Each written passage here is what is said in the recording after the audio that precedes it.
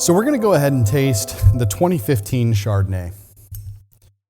2015 Reserve Chardonnay, actually, is one of the wines that helped me change up our program a bit. You know, in the past, we had been making both barrel fermented and then non-barrel fermented Chardonnay. And I liked those. I did. But what I found was I kept coming back to what I would do in my glass, which is blend the two of them together. And so after 2015, we stopped buying as many new oak barrels for our Chardonnay. We started an entirely neutral barrel fermented program for our Chardonnay with maybe one or two new oak barrels strewn in.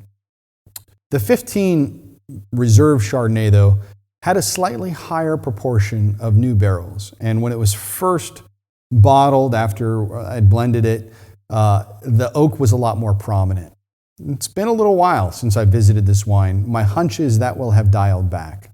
But I get the question, why is this a Reserve Chardonnay? And really what it comes down to is, it was, of all of the fruit we were tasting that year for the Chardonnay that was being harvested, the densest, the most delicious, and it had reached a ripeness that was a little beyond what I tend to push for in Chardonnay. We had aimed for this to be a ripe, voluptuous style, and that's what it turned out to be.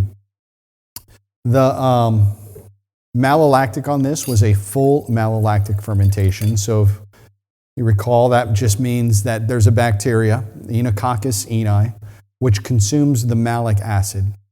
Malic acid is those acids that taste tart or like apples. The consumption of the malic acid by the bacteria converts it into lactic acid.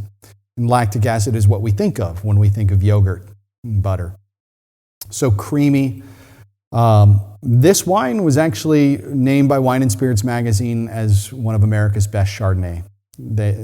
They had a top 100 list, and this made it one of the few from the Finger Lakes to receive that list, though there's some great Chardonnay in the Finger Lakes being made.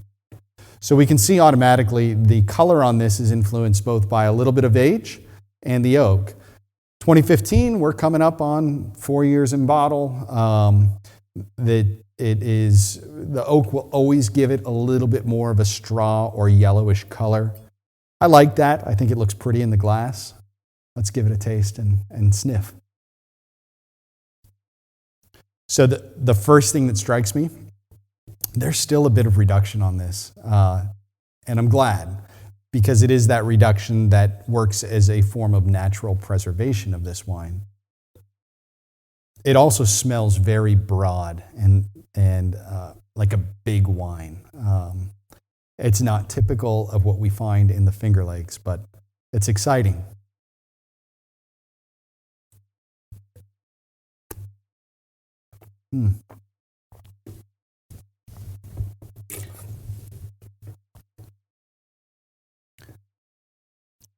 This wine is wearing its alcohol well, though it is higher than we typically produce. This one comes in at about 13.5%.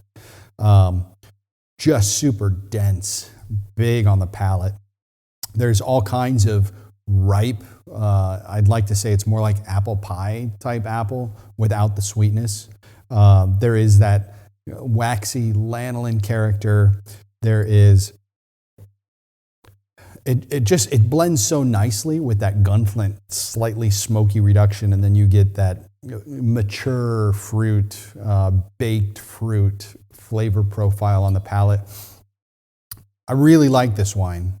I always keep a case in my cellar, although it wasn't a huge production. I keep that one case topped up so that I know in the future I'll have this to come back to. I really like to turn to this wine when I am drinking sort of classic comfort foods. Chicken pot pies, baked chicken. We do this thing at our house, we call it chicken pizza. So it's pretty simple. We just take some leftover sauce we made, throw it on some chicken breasts, put healthy servings of mozzarella on top. And it's that sort of food that I like to drink with Chardonnays like this. With that said, this is still a fairly sophisticated Chardonnay, and it deserves cuisine to match that as well. I hope you like this wine as much as I do.